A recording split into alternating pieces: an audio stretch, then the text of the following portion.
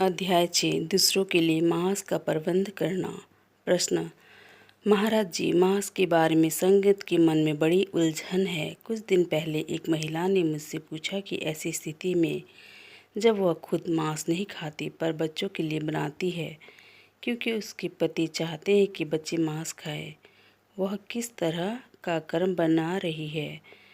White river एक स्थान है जहाँ से वापस आकर किसी ने कहा कि हमें अपने पालतू जानवरों से छुटकारा पा लेना चाहिए, क्योंकि जब भी हम उनके लिए मांस खरीदते हैं हम कर्म बनाते हैं। किसी और का भी यही विचार था कि अगर हम नौकरों के लिए मांस खरीदते हैं तो कर्म बनाते हैं। नौकर ऐसे घर में काम नहीं करना चाहते जहां उन्हें मांस खाने को नहीं मिलता।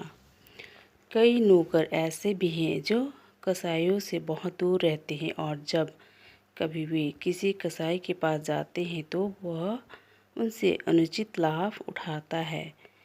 क्या आप हमें कोई निर्देश देने की कृपा करेंगे कि ऐसे घर में जहां खाने के लिए मांस का प्रबंध करना पड़ता है एक सत्संगी की क्या स्थिति होती है? उत्तर।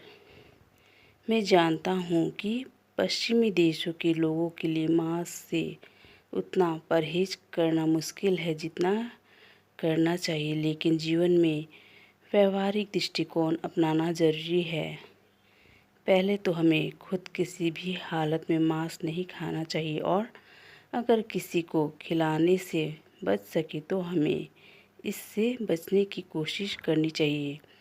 लेकिन अगर पूरी कोशिश करके भी हम इससे बच नहीं सकते और खिलाना हमारी मजबूरी है तो हम खिला सकते हैं, लेकिन इसका यह मतलब नहीं कि जो लोग इससे बच सकते हैं वे ऐसा ना करें। जहाँ तक हो सके उन्हें ऐसे परोसने और हाथ लगाने से बचने की कोशिश करनी चाहिए।